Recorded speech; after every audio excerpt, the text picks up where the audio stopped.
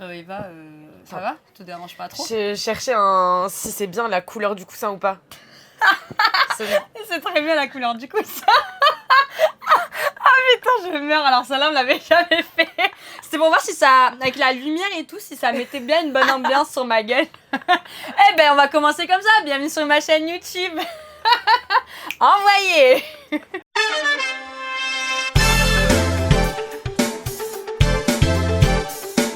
Salut à tous et bienvenue sur ma chaîne. Call me Kiki. Aujourd'hui, on est avec Eva. Merci Eva d'être avec nous. Salut tout le monde. Je suis super contente de recevoir Eva parce que ça fait un moment qu'on essaye de caler ce rendez-vous. Mais bon, vous connaissez Businesswoman oblige. Eva, je te laisse te présenter avant de présenter la thématique de notre vidéo. Yes. Bon salut tout le monde, moi c'est Eva, j'ai 26 ans. Putain, j'ai déjà 26 ans. J'ai 26 ans, je travaille dans l'industrie de la musique. Je travaille en label plus précisément et actuellement je fais de la stratégie marketing pour les artistes. C'est lourd. C'est très lourd. C'est très très lourd. J'adore ce que je fais. Je peux être tellement fière de toi, c'est incroyable. Mais j'ai l'impression qu'à chaque fois que je reçois des gens sur mes canapés conversations, vous faites des trucs de malades mentaux, genre je suis en mode waouh, c'est incroyable, mais vraiment bravo. Et surtout quand c'est des femmes, bon c'est peut-être parce que je suis une femme aussi, mais j'avoue quand c'est des femmes, je suis trop contente et trop fière, genre franchement bravo, tu peux slay, tu peux vraiment slay, genre bravo. Mais attends, à côté de ça, tu fais autre chose? Ouais, à côté de ça, j'ai mon podcast, c'est mon petit moment publicité. Ouais, j'ai monté un podcast avec ma meilleure pote qui s'appelle Anna et du coup notre podcast s'appelle Track Life et c'est sur l'industrie musicale aussi du coup. C'est trop bien. Et je vous mettrai tout ça, on en reparlera à la fin, je vous mettrai tout ça en bas là, je sais pas comment ça s'appelle, je suis trop novice encore. Comment on dit? En dans bas. la barre là, en bas, Dans tout la en bio. bas là. Voilà, vous mettrez toutes les infos d'Eva et franchement, c'est grave cool. Franchement, grave ambitieuse et c'est super stylé. Moi, je suis très contente de te recevoir. Et aujourd'hui, on va parler d'une thématique, ça va être le syndrome de l'imposteur. Et je voulais déjà, est-ce que tu pouvais nous décrire un petit peu ce que c'était avec tes mots à toi pour les personnes qui ne savent pas forcément ce que c'est et voilà, nous expliquer juste un petit peu ce que c'est. Ouais, alors pour moi ça va être très personnel comme définition, je pense chacun a la sienne. Mais pour moi le syndrome de l'imposteur c'est vraiment quand tu te sens pas à ta place quelque part et que t'as l'impression que t'en es pas capable, que t'es là mais ça c'est pas censé être toi. Du coup c'est vraiment un frein on va dire à rentrer en action dans un milieu ou dans un projet ou quoi que ce soit. Alors que les résultats sont là. C'est ça. Parce que autant si tu fais de la merde au travail et que tu t'en sens pas capable, mais que tu fais de la merde, tu es juste incompétent.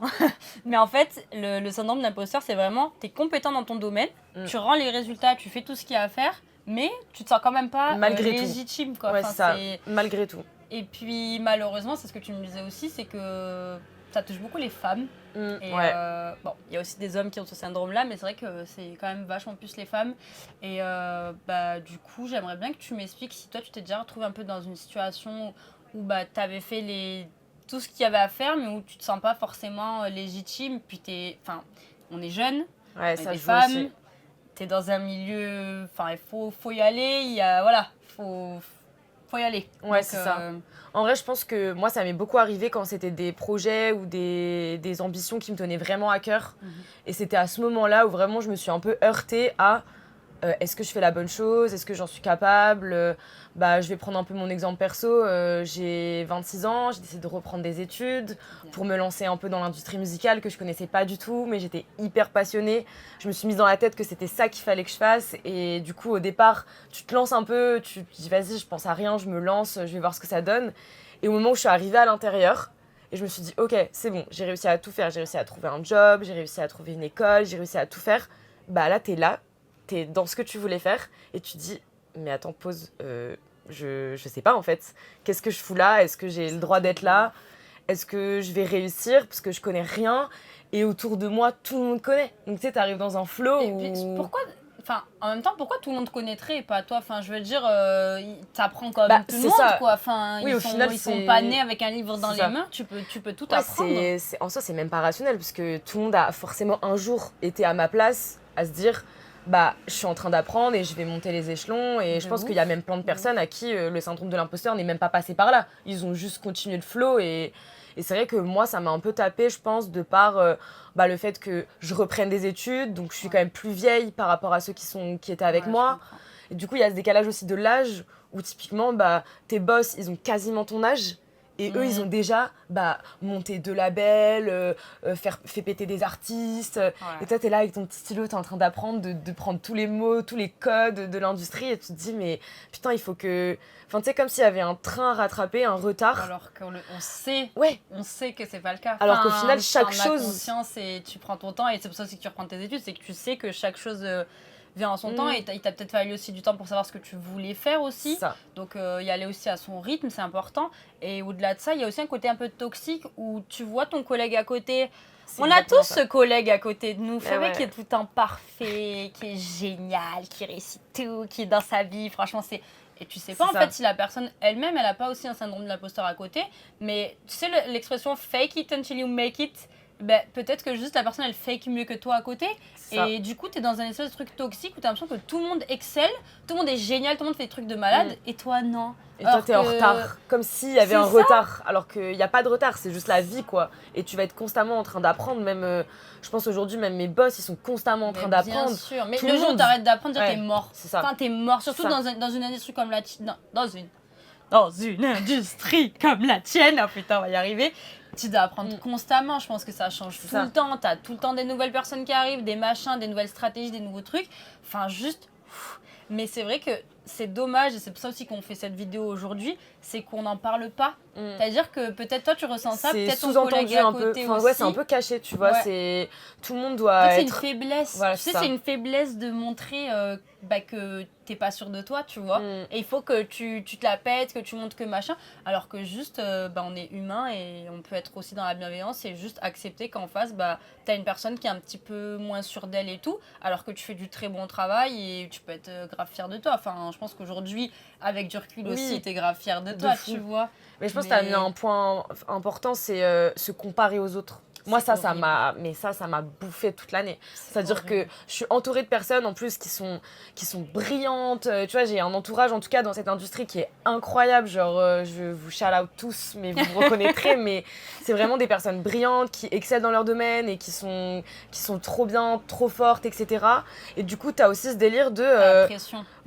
Non seulement tu les admires parce que pour ce qu'elles sont, parce que vraiment c'est des lumières, tu vois, genre c'est des petits soleils partout, donc t'as ce côté-là où tu les admires trop et t'es trop content d'être à côté d'eux et t'apprends de fou avec eux et t'as toujours ce petit démon à côté qui fait putain tu vois regarde là cette personne elle a accompli ça et moi j'ai fait quoi, tu vois. C'est tellement et t'as cette balance-là à avoir qu'il faut essayer de balancer entre faut puiser tu vois, faut que tu t'en inspires et je trouve ça hyper important d'être bien entouré et pour moi c'est hyper important surtout dans cette industrie-là. L'entourage c'est tellement important et vraiment ça c'est un truc, je vous le dis mais vraiment du fond de mon cœur, faites attention à vos fréquentations parce que avec les personnes avec qui vous allez vous entourer, c'est avec eux que vous allez pouvoir ou monter ou couler. Parce que soit vous êtes autour de personnes qui ont une énergie qui est créative, une énergie, voilà, ça va être des soleils, c'est des personnes solaires qui sont positives, qui vont vous aider, qui vont vous pousser et tout. Et là, vous allez pouvoir aussi être dans votre... Si vous avez un syndrome de l'imposteur, vous dire ok, je me sens pas bien et tout, mais ils vont toujours être là aussi pour vous pousser et vous ce sera inversement. Parce que peut-être qu'aujourd'hui à 26 ans tu ressens ça, peut-être que quand t'en auras 36, t'auras une meuf de 26 piges qui va se pointer et que tu vas aussi pouvoir cerner chez elle des petites choses comme chez toi et tu pourras aussi la mettre peut-être sous ton aile et l'aider et la pousser aussi en lui disant mais juste t'inquiète, regarde j'étais à la même place que toi et... No stress, mais même en parler c'est hyper important, tu vois. J'en parlais avec ma tante. Ma tante elle est journaliste et elle slay, enfin désolée, elle slay, journaliste, les Échos, Libération, etc. Bravo, enfin vraiment girl. et tu vois elle a 45 ans et je lui parlais justement de ça alors que c'est pas du tout la même industrie, enfin journaliste et la musique, mais je lui disais voilà en ce moment je me sens pas très bien et tout, j'ai l'impression que j'y arrive pas et que je vais pas y arriver et que ça sert à rien que j'essaye parce que genre je vaux pas la peine. Elle me disait mais Eva, sache que même encore aujourd'hui, quand j'écris des articles, parfois je les envoie et je me dis, mais est-ce que c'est bon ou pas ? Et elle me dit, même encore aujourd'hui, je le ressens et tu l'auras un peu toujours, mais il faut pas que ce soit une encre qui te fasse couler parce que au final, c'est quelque chose qu'on va forcément toujours ressentir un petit peu, un petit doute, mais à la fin, il faut le faire. C'est vraiment des doutes, quoi. Ouais, c'est ça. Mais d'où ça vient? Enfin, en fait, je me dis, ça vient vraiment que de nous, en fait. Parce Ça- que, autant vient si ça que de venait nous. de l'extérieur, mais des fois, je pense que tu dois avoir des bons retours à ton taf, genre, ah, trop bien, Eva, ce que t'as fait et tout.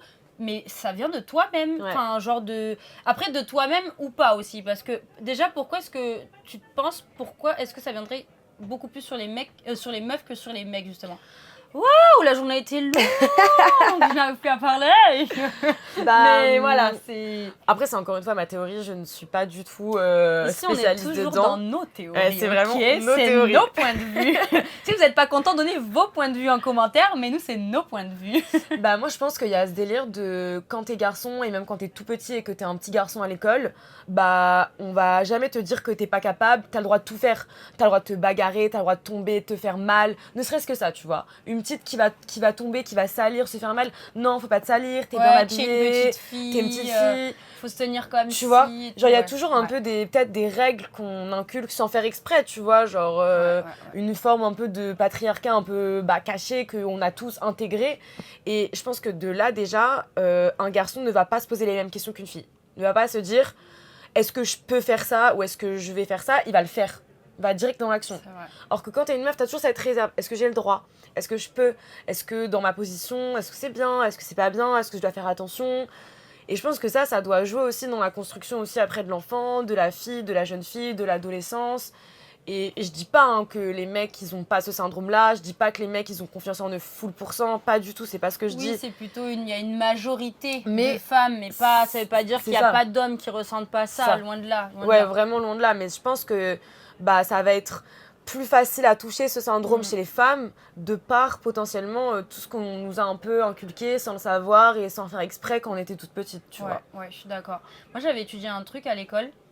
Merci l'école. Je suis pas allée à l'école pour rien, au moins. J'avais étudié un truc en cours et ça m'a vraiment énormément marqué. Et je me rappelle que vraiment, c'est un truc qui m'a choquée. Je me suis dit, il faut que je fasse gaffe à ça. C'est que dans le monde de l'entreprise, il y avait beaucoup plus d'hommes qui étaient capables d'aller demander une promotion qu'une femme. C'est-à-dire qu'une femme, par exemple, pouvait passer 10 ans dans la même boîte et jamais aller demander sa fucking promotion alors qu'elle a tous les skills et l'expérience possible. Mais non, elle le faisait pas parce que elle se sentait pas légitime de le faire. Alors qu'un homme va beaucoup plus avoir de facilité à aller demander sa promotion. Et puis il y avait aussi un autre truc, c'était... Je viens d'avoir un trou de mémoire. La fatigue, hein. Ah, mais si on est nature peinture, ok? Non, il y avait un autre truc qui m'a... Ah oui, c'était un entretien d'embauche. Les mecs avaient beaucoup plus, tu sais, cette posture de fierté, de dire oui, moi je fais ça et moi je fais ci. Je suis sûre de et moi, machin. j'ai accompli Exactement. ça, je suis capable de faire ça. Exactement. Ouais. Alors qu'une femme, elle était beaucoup plus dans la réserve, elle avait beaucoup plus peur de s'affirmer dans les entretiens et tout, parce que justement, ça venait même pas de la femme, c'était la personne qui était en face d'elle. Quand par exemple, toi, tu fais un entretien, ok? Là, on va dire qu'on fait un entretien avec les personnes en face de nous. Si vous êtes une femme en face de nous et que vous la péter un petit peu, on va mettre les guillemets, justement on va se dire elle se la pète un peu et tout. Si c'est un homme, on va se dire qu'il a confiance en lui. Et déjà il y a une perception qui est totalement différente. Donc déjà c'est ancré dans la société aussi, et je pense aussi que c'est un peu pour ça, enfin on se rejoint du coup sur ça, mais je pense aussi que ça joue de vient ouf. Ah non mais c'est sûr, c'est sûr. C'est un truc de malade. Mais moi j'avais une petite question, est-ce que là avec un peu du recul, parce que au moins t'as l'intelligence émotionnelle de comprendre ça. Tu sais, il y a des personnes qui le vivent et qui en ont même pas conscience, tu vois. Ils sont juste pleins de doutes et tout, les pauvres, et ça doit être hyper dur. Mais toi, au moins, t'as l'intelligence de t'en rendre compte et du coup, tu peux travailler dessus. Et du coup, je voulais savoir, est-ce que là, à ton stade, t'as réussi un peu à travailler dessus? Est-ce que t'as des conseils à donner aux personnes qui nous regardent? Je sais pas, est-ce que... Ouais. Je pense que la première étape, c'est peut-être s'en rendre compte. Déjà, de se dire, pourquoi je me sens comme ça? Non, t'es pas nul en fait, c'est pas du tout ça. C'est que là, t'es en train potentiellement de traverser ce qu'on appelle le syndrome de l'imposteur. Et première chose, moi, ce que j'ai fait, c'est que j'en ai beaucoup parlé à ce que je disais à mon entourage qui travaillait dans cette industrie. Parce qu'ils comprennent un peu les enjeux, ils comprennent ce qui se passe. Et du coup, en parler à des gens qui vont potentiellement comprendre peut te permettre aussi de voir toi ce que tu vaux en fait. Ils vont pouvoir te dire, non, en fait, là, dans ce cas de figure-là, t'as accompli ça. Meuf, tout le monde ne peut pas forcément faire ça, De ouf, c'est de ta ouf. patte à toi, c'est pas quelqu'un d'autre. Donc ça, c'est vraiment, je pense, le premier conseil, c'est de pas avoir peur d'en parler à son entourage, d'où l'importance d'avoir un bête d'entourage. Et la deuxième chose, c'est vraiment, comme ce qu'on disait, il y a une grosse partie qui vient de nous, en fait. Et limite, c'est un peu horrible, mais genre se regarder dans le miroir et se dire, non, Arrête de descendre. t'es quoi. capable, ma Ouais, gueule, t'es ouais. capable, tu vois. Ouais. Et se dire, au pire, je me foire et C'est vrai, en C'est fait, ça. imaginez le pire scénario aussi. Genre, au pire, qu'est-ce qui va se passer? C'est Vous allez ça. vous faire virer, tu vas trouver un autre travail ailleurs. c'est ça. Tu vas fail dans ta relation, tu vas trouver une autre relation. C'est Enfin, ça. au pire des cas, genre, essaye d'imaginer C'est- je sais pas, le pire truc de merde. Genre, moi, des fois, quand je suis dans une situation angoissante, j'imagine la pire chose et ça me fait dédramatiser. Je me dis, mais en fait, je stresse un peu pour rien au final. Et comme disait Eva, moi, je pense que des fois, il faut se regarder en face et juste se dire, en fait, genre, juste stop, genre, mettons un coup de pied au cul, arrête, parce que des doutes, t'en auras tout le temps. Et dans tous tes projets, je pense que même quand t'as lancé ton podcast, il y a dû avoir des doutes pendant tout l'acheminement du process. Je dis ça, je parle en ton nom, mais je pense, Ah ouais, tu non, vois. mais avant de le lancer, on était en mode, on fait Est-ce que ça va quoi? marcher? Est-ce que ça On fait va pas quoi? marcher? Ouais, Qu'est-ce c'est qu'on ça. fait? Est-ce qu'on est légitime de le faire ou pas? Machin et tout. Et même moi aujourd'hui, je suis là, je parle avec toi, mais autant je suis en train de me dire, est-ce que pourquoi moi j'aurais le droit de faire ça et pas quelqu'un d'autre, tu vois? Mais en fait, faut juste le faire. Genre Ouais. juste faites-le. Genre faites-le, faites du mieux que vous pouvez. Et juste Je pense go, que le genre. meilleur moyen, c'est juste de faire. Et quand t'accomplis une action qui t'a fait kiffer, t'es fier et tu Ouais. te dis, ah, C'est là, incroyable cette là c'est sensation. moi qui l'ai fait. Je suis fière de ça et ça va permettre petit à petit. Et je dis pas que ça prend 2 secondes, mais Ah oui. petite action vont Ça va faire monter que l'estime de ça va soi monter aussi. et ça va juste permettre de un peu sortir de cet état d'esprit de syndrome de l'imposteur et se dire ok, je sais pas tout faire, j'ai 40 000 trucs à apprendre, mais je suis capable. De ouf. Moi, j'ai rien à ajouter. Moi, j'ai totalement rien à ajouter. Franchement, ouais, franchement top. Et écoutez, si la belle voix d'Eva vous a envoûté, comme moi elle m'envoûte, n'hésitez pas à l'écouter en podcast. Et moi, j'avais une petite question. Enfin, après, on va s'arrêter là, mais j'avais une petite question. C'est un peu sur quoi tes podcasts? C'est sur quelle thématique? Est-ce que tu peux nous en dire un petit peu plus? Ouais, du coup ça s'appelle Track Life. En gros avec Anna, on s'est lancé il y a 1 an maintenant dans l'idée de lever le voile sur l'industrie musicale justement. Et l'idée c'est vraiment de mettre en avant tous les métiers qui puissent exister dans cette industrie. Réalisatrice, chanteur, rappeur, vraiment tous les métiers qui englobent l'industrie. Et on fait des petites interviews comme ça. Et je trouve que ça se relie bien avec la vidéo qu'on vient de faire parce que justement nous la question qu'on pose c'est comment t'as fait pour en arriver là? Et chaque épisode, c'est comment t'as fait pour être réalisatrice de clip, comment t'as fait pour être ingénieur du son. Et ça va donner de la fort et on remarque que chaque parcours est hyper singulier, que chaque chemin est hyper différent, mais qu'au final... S'il y a des personnes qui veulent peut-être faire ces métiers-là aussi, Ouais. c'est grave intéressant de voir le parcours d'autres personnes, ça peut donner des inspi, même à Et des ça donne jeunes de la qui se sephore. cherchent et tout. Bah c'est ouais, ça, de ouf. ça donne trop de la fort parce que tout le monde n'a pas claqué des doigts et n'est pas arrivé là où il est aujourd'hui. Ouais. Et je pense que c'est tous ces petits chemins-là qu'on disait tout à l'heure du syndrome de l'imposteur qui font que on arrive à justement sortir de là et faire des belles choses. Bah franchement, moi je vous dis qu'il y a un seul truc à retenir là, c'est Track Life, le podcast.